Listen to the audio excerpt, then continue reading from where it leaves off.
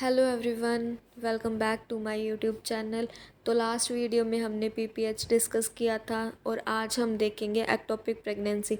Ectopic pregnancy क्या होती है, क्या क्या उसके कारण रहते हैं, क्या क्या सिम्टम्स आते हैं और इसकी मैनेजमेंट क्या रहती है। ठीक है, ये भी एक इम्पॉर्टेंट टॉपिक है ओबीजी का, जो कि मतलब एग्ज़ाम में डेफिनेटली देखने को मिलता है। सबसे पहले देखते हैं एक्टोपिक प्रेगनेंसी की डेफिनेशन क्या रहती है। एक्टोपिक प्रेगनेंसी से आप क्या समझते हैं? डेफिनेशन आ जाती है, a pregnancy in which the fertilized egg implant and grow outside the normal cavity of the uterus. तो ये एक ऐसी प्रेगनेंसी होती है जिसमें जो फर्टिलाइज्ड एग है, मतलब जब फर्टिलाइजेशन होती है, एग और स्पर्म मिलते हैं और बाद में फर्टिलाइज्ड एग बनता है, वो यूट्रस के बजाय कोई और पार्ट में जाके इम्प्लांट हो रहा है। उस कंडीशन को हम क्या बोलते हैं? Ectopic pregnancy. मतलब जो प्रेगनेंसी कंसीव हो रही है वो यूट्रस में होने की बजाय कोई और पार्ट में हो रही है, जैसे फेलोपियन ट्यूब में हो रही है या फिर सर्विक्स में हो रही है, ओवरीज में हो रही है। तो उस प्रेगनेंसी को हम क्या बोलते हैं? एक्टोपिक प्रेगनेंसी बोल के चलेंगे। ठीक है, इसकी कॉमन साइट्स क्या क्या रहेंगी? फेलोपियन ट्यूब मोस्ट कॉमन रहती है। फेलोपियन ट्यूब में भी जो एम्प्यूला पार्ट है वो मोस्ट कॉमन रहता है। ठीक है, ओवरीज में हो सकती है, सर्विक्स में हो सकती है, अब्डोमेन में हो सकती है। जैसे ये सिस्टम है। ठीक है, नॉर्मली जो एग इम्प्लांट होता है वो कहाँ होता है? अपर सेगमेंट में होता है यूट्रस के। ठीक है, जैसे ये यूट्रस है, यूट्रस के यहाँ पे होगा अपर सेगमेंट में। ठीक है, इस प्रेगनेंसी में क्या होता है, इसकी बजाय कोई और पार्ट्स में इम्प्लांट हो रहा है। जैसे यहाँ हो गया, अगर इसमें होगा इम्प्लांट तो उसको हम बोलेंगे फेलोपियन ट्यूब में इम्प्लांट हो रहा है। ठीक है, ट्यूबल प्रेगनेंसी बोल के चलेंगे। अगर ओवरीज में हो रहा है तो वो कॉमन साइट रहे, मतलब ओवरीज में इम्प्लांट हो रहा है। ठीक है, या फिर हो रहा है सर्विक्स में। सर्विक्स में होगा तो ये साइट्स रहेंगी। ठीक है, अब्डोमेन में होगा तो मीन्स कि कोई और ही पार्ट में हो रहा है, रिप्रोडक्टिव सिस्टम में भी इम्प्लांट नहीं हो रहा। ठीक है, बहुत रेयर केस होते हैं ये। मोस्ट कॉमन तो रहता है एम्प्यूला। ठीक है, देन कुछ की पॉइंट्स हैं वो डिस्कस करेंगे। सबसे पहले आ जाता है, it is a medical condition, medical emergency because the growing pregnancy can rupture surrounding tissues and cause severe internal bleeding। अभी कोई भी मतलब जैसे कि फर्टिलाइज्ड एग है, जहाँ भी इम्प्लांट होगा वहाँ ग्रो भी होगा। ग्रो होने के लिए उसको स्पेस भी चाहिए।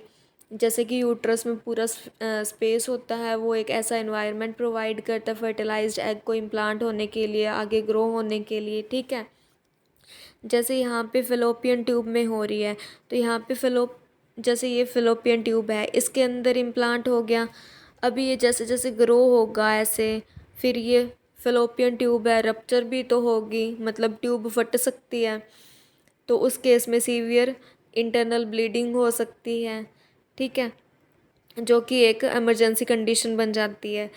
The pregnancy can not develop normally और सर्वाइव आउटसाइड द यूट्रस। तो जो मतलब नॉर्मल प्रेगनेंसी होती है वो यूट्रस की बजाय कोई और पार्ट में डेवलप नहीं हो सकती। ठीक है, जैसे ये यूट्रस है तो यूट्रस के अंदर ही जो इम्प्लांटेशन होती है वो होती है। ठीक है, फेलोपियन ट्यूब में होगी तो वो एक्टोपिक प्रेगनेंसी कहलाएगी। सर्विक्स में हो गई तो भी एक्टोपिक प्रेगनेंसी कहलाएगी। मतलब इनके अंदर जो फिटस है वो मतलब जो फर्टिलाइज्ड एग है वो प्रॉपरली ग्रो नहीं कर पाएगा, जिसकी वजह से ये रप्चर कोज कर देगा पार्ट्स का और सीवियर ब्लीडिंग होगी। ठीक है, may cause pain, bleeding, dizziness and shock if ruptured. अगर जैसे कि यहाँ पे इम्प्लांटेशन हो गई, फिर ये ग्रो करेगा तो ये ट्यूब फटेगी तो पेन भी होगा, ब्लीडिंग भी होगी, वहाँ पे डिजीनेस भी होगी चक्कर भी आएंगे, शॉक भी होगा। अगर मान लो ब्लीडिंग हो रही है सीवियर, तो उस केस में क्या होगा, एचबी कम जाएगा, एचबी कम जाएगा, हाइपोवोलेमिक शॉक होगा। हाइपोवोलेमिक शॉक की वजह से मतलब जो पर्सन है, फीमेल है, वो बेहोश भी हो सकती है। तो इसलिए ये एक इमरजेंसी कंडीशन रहती है एक्टोपिक प्रेगनेंसी की। देन आ जाते हैं causes and risk factor of ectopic pregnancy. ठीक है, कौन कौन से कारण हैं या फिर कौन कौन से रिस्क फैक्टर हैं जिनकी वजह से एक्टोपिक प्रेगनेंसी होने के चांसेस रहते हैं। जैसे कि आप इस डायग्राम में देख ही रहे हो, यहाँ हुई है प्रेगनेंसी, तो जैसे जैसे ये ग्रो करेगा तो रप्चर तो होगी फेलोपियन ट्यूब। ठीक है, अब देखते हैं कॉजेज़ क्या क्या रहते हैं। Why the fertilized ovum can not reach the uterus. मतलब कि क्या कारण रहते हैं जिनकी वजह से जो फर्टिलाइज्ड एग होता है वो यूट्रस तक नहीं पहुंच पाता। पहला आ जाता है damage to the fallopian tube. अगर मान लो फेलोपियन ट्यूब भी डैमेज हो चुकी है तो उस वजह से भी यूट्रस के पास जो ओवम है वो नहीं जा पाएगा। जैसे कि ये फेलोपियन ट्यूब है, ये यहाँ से यहाँ पे कोई ना कोई दिक्कत आ गई है इसमें, जैसे यहाँ पे कोई प्रॉब्लम आ गई है, तो ये जो फर्टिलाइज्ड ओवम है वो यहाँ पे नहीं आ पाएगा आगे, तो इस वजह से वो यहीं पे ही इम्प्लांट हो जाएगा। तो ये भी कारण रहता है जिसकी वजह से जो फर्टिलाइज्ड एग है वो यूट्रस तक नहीं पहुँच पाएगा और एक्टोपिक प्रेगनेंसी फेलोपियन ट्यूब में बन जाती है। ठीक है, प्रीवियस पेल्विक इन्फेक्शन, अगर कोई ट्यूब का इन्फेक्शन वगैरह था या फिर ट्यूबल इन्फ्लामेशन होगी, अगर जैसे कि ट्यूब में कोई इन्फ्लामेशन हो गई तो उसमें भी मतलब डिफ़िकल्टी आएगी। जो फर्टिलाइज्ड एग है वो यूट्रस तक नहीं आ पाएगा, डिफ़िकल्टी होगी उसको। पेल्विक इन्फ्लामेटरी डिजीज़, कोई भी मतलब पेल्विक इन्फ्लामेटरी कंडीशन है उसमें भी जो फर्टिलाइज्ड ओवम है वो आगे नहीं आ पाएगा। ठीक है, प्रीवियस ट्यूबल सर्जरी, अगर पहले जैसे कि कोई ट्यूब की सर्जरी हुई है, फेलोपियन ट्यूब की सर्जरी हुई है या फिर पहले स्टरलाइजेशन करवाया हुआ है, जैसे कि ट्यूबैक्टमी वगैरह करवाई हुई है, तो उस केस में भी प्रॉब्लम आएगी। रिकन्स्ट्रक्टिव सर्जरी, अगर मान लो कोई पहले फेलोपियन ट्यूब की सर्जरी हुई है तो ये भी कारण रहेगा। कंजेनाइटल अबनॉर्मेलिटीज़, अगर मान लो पहले मतलब बर्थ के टाइम से ही इसका स्ट्रक्चर मतलब थोड़ा अबनॉर्मल है, नॉर्मल स्ट्रक्चर ना हो के अबनॉर्मल है, तो उस कंडीशन में भी एक्टोपिक प्रेगनेंसी के चांस रहते हैं। हार्मोनल फैक्टर्स, अगर हार्मोन इम्बैलेंस हो रहे हैं और जो कि मतलब कि एग की मूवमेंट करवाते हैं तो उस वजह से भी जो फर्टिलाइज्ड एग है वो उसकी मूवमेंट है यूट्रस तक वो डिले हो रही है। ठीक है, असिस्टेड रिप्रोडक्टिव टेक्निक, अगर आईवीएफ करवाया है या कोई और फर्टिलिटी ट्रीटमेंट वगैरह करवाया है तो वो भी कारण बनते हैं। ठीक है, एंडोमेट्रियोसिस, जो एंडोमेट्रियल टिश्यू ग्रोथ है उसकी स्कारिंग हो रही है। ठीक है, वहाँ पे मतलब स्कार्स फॉर्मेशन हो रही है एंडोमेट्रियम में, यूट्रस की जो इनरमोस्ट लेयर होती है उसके अंदर अगर स्कार टिश्यू बन रही हैं तो वो भी मतलब एक्टोपिक प्रेगनेंसी का कारण रहते हैं। ठीक है, नेक्स्ट देखते हैं रिस्क फैक्टर क्या क्या रहते हैं।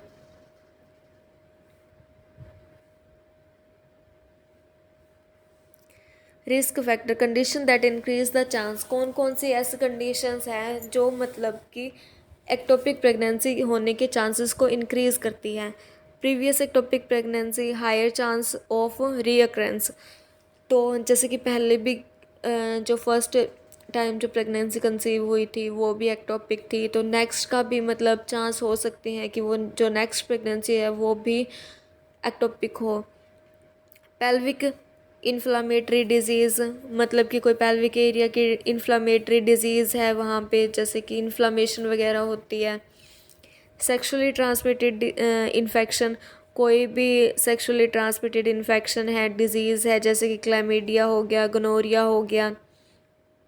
प्रीवियस ट्यूबल सर्जरी, पहले कोई ट्यूब की सर्जरी की हुई है।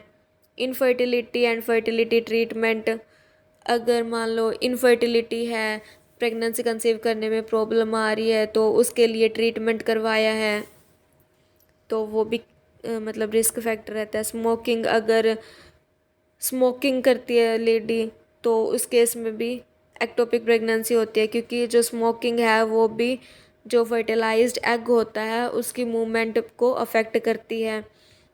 एज, अगर मान लो इंक्रीजिंग मैटरनल एज, अगर वुमेन की एज है 35 प्लस जा रही है तो उस केस में भी रिस्क रहता है।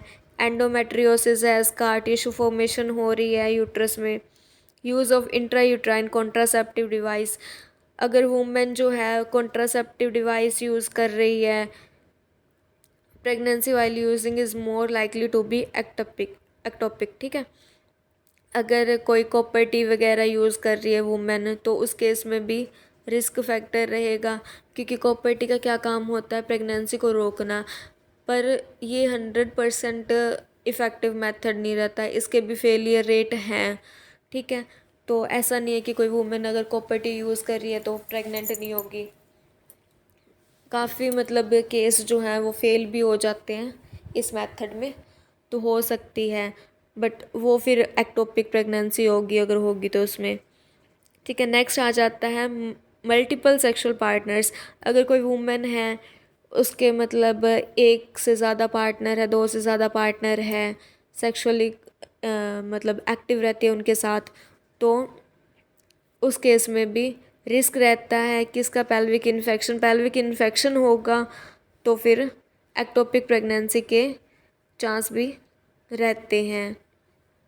नेक्स्ट देखेंगे हम क्या क्या साइन सिम्टम्स रहते हैं, कैसे पता लगता है कि एक्टोपिक प्रेगनेंसी है, ठीक है। सबसे पहले तो आ जाता है symptoms usually appear between 4 to 12 week of pregnancy, 4 से 12 मतलब कि विद इन 1 मंथ पता चल जाता है कि ये प्रेगनेंसी एक्टोपिक है या कैसे है। 4 से 12 हफ्ते के अंदर अंदर पता लग जाता है। क्लासिकल ट्रायड में मतलब 3 सिम्टम्स होते हैं जिनसे मतलब पता चल जाता है, आइडिया लग जाता है, ठीक है। एमेनोरिया होगा, पीरियड्स मिस रहेंगे, ठीक है, मेंस्ट्रुअल पीरियड एब्सेंट रहेंगे, अब्डोमिनल पेन होगा, पेल्विक पेन होगा, पेल्विक रीजन में पेन होगा, ठीक है, वजाइनल ब्लीडिंग और स्पॉटिंग होगी, कुछ मतलब कि थोड़ी बहुत स्पॉटिंग हो सकती है, पीरियड्स नहीं आएंगे बट स्पॉटिंग होगी, ठीक है। Not all patient present with all 3 symptoms, ज़रूरी नहीं है कि ये सिम्टम्स मतलब कि सभी पेशेंट्स में आए, ठीक है। देन आ जाता है अब्डोमिनल और pelvic pain. Most common symptom तो यही रहता है कि जिसको एक्टोपिक प्रेगनेंसी है उसको एब्डोमिनल या पेल्विक पेन रहता है, इस रीजन के अंदर पेन रहेगा, ठीक है। यूनिलेटरल, एक साइड पे रहेगा, मतलब कि जैसे जिस साइड मान लो जो मतलब लेफ़्ट फेलोपियन ट्यूब या राइट फेलोपियन ट्यूब, कौन सी ट्यूब के अंदर प्रेगनेंसी है तो उस हिसाब से pain. Sharp stabbing, cramp like और एकिंग होगी, ठीक है, मतलब कि बहुत ज़्यादा तेज़ पेन होगा। मे बी इंटरमिटेंट और कॉन्टीन्यूअस, मतलब या तो कंटिन्यूअस भी रह सकता है, मतलब कि लगातार ही दर्द रहेगा, या फिर थोड़ी टाइम ठीक हो जाएगा, थोड़ी टाइम वापस ज़्यादा होने लग जाएगा। पेन में वर्सन विद मूवमेंट, कफिंग और स्ट्रेनिंग, अगर जैसे कि जो पेन होगा वो मूवमेंट के साथ, अगर आप ज़्यादा मूवमेंट वगैरह करेंगे या फिर खांसी के साथ, स्ट्रेनिंग के साथ अगर ज़्यादा प्रेशर पड़ेगा तो उस मतलब कंडीशन में जो पेन है वो वर्स होगा, ज़्यादा होने लगेगा, ठीक है। देन आ जाता है vaginal bleeding, light spotting to moderate bleeding, मतलब कि पहले हल्की फुल्की स्पॉटिंग होगी सिर्फ, देन मॉडरेट ब्लीडिंग भी स्टार्ट हो सकती है। Often darker than normal menstrual period, जो ब्लीडिंग होगी वो डार्क भी हो सकती है, नॉर्मली जो पीरियड्स में होती है वो थोड़ी लाइट कलर की होती है, बट इसमें मतलब ज़्यादा डार्कर रहेगा blood. May occur after a missed period, अगर मान लो पीरियड्स मिस हो गए हैं उसके बाद में जो ब्लीडिंग है वो आपको देखने को मिल सकती है। ठीक है। अदर सिम्टम्स क्या क्या रहेंगे? नोज़िया एंड वॉमिटिंग होगा। ठीक है। उल्टी आएगी, नोज़िया होगा, pen during defecation, stool pass करते टाइम आपको पेन हो सकता है। यूरिनेशन के टाइम, यूरिन पास आउट करते वक्त पेन होगा। रेक्टल प्रेशर, अगर रेक्टम पे प्रेशर पड़ रहा है फिर भी पेन हो। एडनेक्सल टेंडरनेस होगी। ठीक है। मतलब कि जो पेल्विक एरिया है वहाँ पर टेंडरनेस फील होगी। फोर्थ क्या आ जाता है? Symptoms due to internal bleeding, ruptured ectopic pregnancy. अगर जो एक्टोपिक प्रेगनेंसी है वो रप्चर हो जाती है तो उस कंडीशन में क्या क्या सिम्टम्स रहेंगे? ये भी एक मेडिकल इमरजेंसी रहती है। ठीक है। सडन सीवियर अब्डोमिनल पेन रहेगा। देन आ जाता है शोल्डर टिप पेन, मतलब कि शोल्डर्स तक भी पेन जा सकता है, caused by irritation of the diaphragm from blood in the abdomen. ठीक है। इसमें क्या होगा? डायफ्राम में इरिटेशन होगी। किस वजह से होगी? क्योंकि अब्डोमन में जो ब्लड इकट्ठा हो रहा है उस वजह से शोल्डर तक पेन जाएगा। ठीक है। डिजीनेस और लाइट हेडेडनेस होगी, मतलब डिजीनेस, चक्कर आएंगे, कमज़ोरी फील होगी। ठीक है। फेंटिंग होगी, वीकनेस भी आएगी, रैपिड पल्स, टैकिकार्डिया होगा, हार्ट रेट फास्ट हो जाएगा, बीपी लो रहेगा, sign of shock, patient shock में भी जा सकता है। ठीक है। तो ये थे साइन और सिम्टम। तो नेक्स्ट वीडियो में हम एक्टोपिक प्रेगनेंसी की मैनेजमेंट देखेंगे कि हम कैसे मैनेज करके चल सकते हैं। ठीक है। ये कॉजेज़, रिस्क फैक्टर्स थे, ये हमने साइन सिम्टम्स पढ़े थे कि क्या क्या मतलब लक्षण देखने को मिलेंगे एक्टोपिक प्रेगनेंसी के। तो उम्मीद करती हूँ कि आपको जो समझाया मैंने समझ आया होगा, और मिलते हैं नेक्स्ट वीडियो में। तब तक बाय बाय।